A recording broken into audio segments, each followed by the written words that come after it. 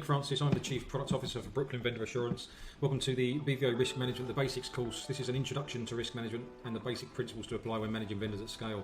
Well, congratulations if you've made it this far. This is chapter 8 and the final chapter in this course. This is about applying what the rest of the course has been based on into practice in the Brooklyn Vendor Assurance platform to see it working for real in the context that's been presented in the 7 chapters before. So just a quick look back at what we've learned throughout this course.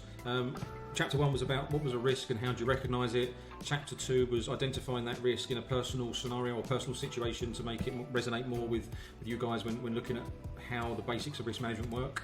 We then took what was learned in a personal situation, and then in chapter 3 looked at how that relates to a company strategy. We then in chapter 4 looked at the things that underpin commonly a company strategy, which are key performance indicators, key risk indicators and key control indicators, before in chapter 5 talking about how we took the elements of the first 4 chapters and played that into vendor management and what does that mean in a contractual sense and how related to obligations, etc. We then went a bit further forward in terms of chapter 6 to see what was risk appetite and tolerance levels and how do you calculate them and what do they actually mean, again putting it in a personal context to make it easier, more understandable, more digestible, before then moving on to say, well, when you do actually identify a risk, how should you in a corporate setting manage the detail of that risk, and through the life cycle what must you do and when, and how must you update the risk records accordingly. And that went through a number of stages, from identification to analysis to evaluating ranking, and then talking about treatment before moving on to sort of monitor and control or monitor and review as it says here. As I said, this is the final chapter and it's looking at the examples that we're given in chapters 1 to 7 in the context of the BVA platform.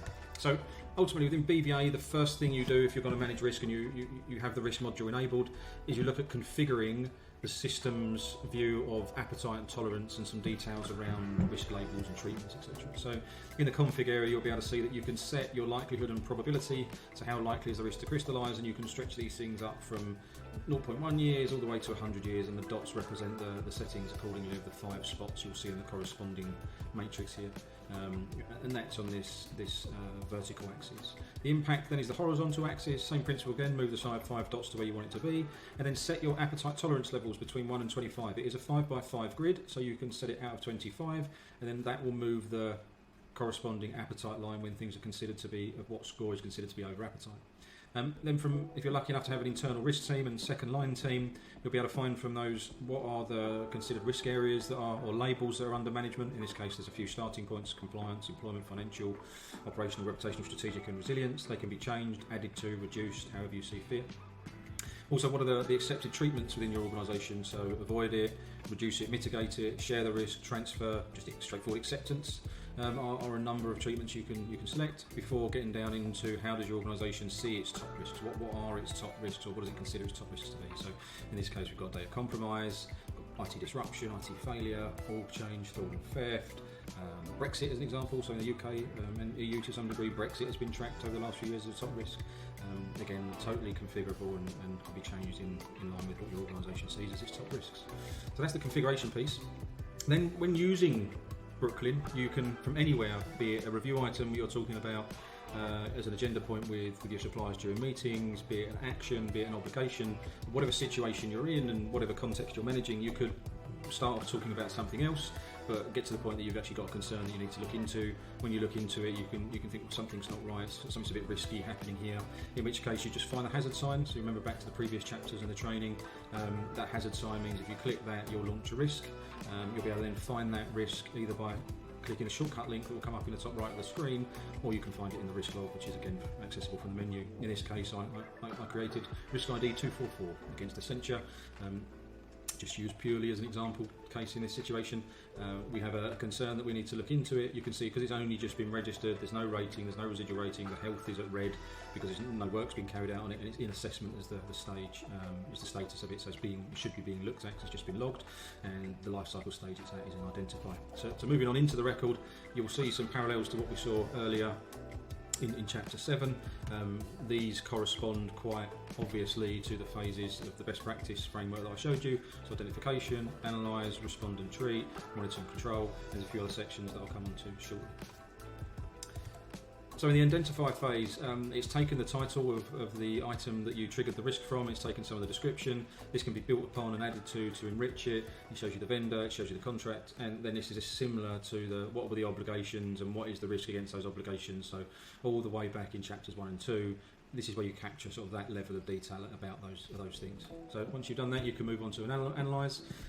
What's the risk area? In this case, we've put it down as an example as financial. What are the symptoms of this financial concern, this vendor? So vendor losing its customers could cause financial issues. Revenue drop, if you're watching that, could cause concern. Public objectives not being hit. So what they said they'd do as an organisation over a period of time, they're not hitting those objectives, and they might have high staff turnover and executives that are leaving that you might catch on to. All of these are the symptoms and the triggers and the things before the risk actually crystallises into an issue. So that icon was back from way back in chapter 1 and 2 again. Similar with this icon, economic impact is the impact statement, in which case I put economic downturn might result in an ability to trade. This is the bad things that happen against your objectives and your KPIs not being met to capture here. And then you can capture the top risks. So if they fail as an organisation, it might lead to IT disruption, IT failure if they're providing IT services, and data management. We assess going into this that the impact is around the 70 million euros, and we think it might be any probability between 6 and 46 years, which has given us an initial gross weight rating of 8 out of 25.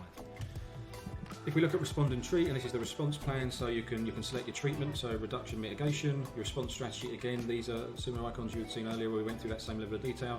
So you might monitor the company's health in the public domain, so see what Experian, Glassdoor, Dun & Bradstreet, Credit Safe are saying about these things and capture that accordingly.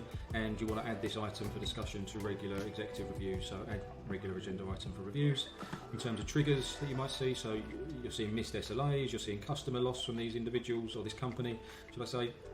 And that is, again, another sort of detail that we captured earlier, as indicated by this graphic. And then what's the contingency plan? So if this does start to happen, or even now if it's looking a bit uncertain, you might want to have a backup plan. So in which case, start looking for an alternative to supplier to de-risk the situation.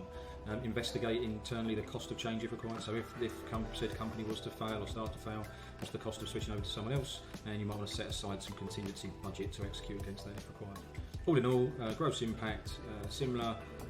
In terms of, so the residual impact is now you think it will cost less because you've done some analysis. You still think the probability is in the same time scale, so it's gone down to an 8 or 4 rather than 8, should I say. The final stage is once you've done all that work, and this could be over an extended period of weeks and months, you need a lot of people to look into these risks and you need a lot of coordinated activity. So you populate this as and when you can based on scheduling this next action, right? So you never have to worry about forgetting about it because you can schedule this each time and the system, Brooklyn, will remind you that this needs to be looked at.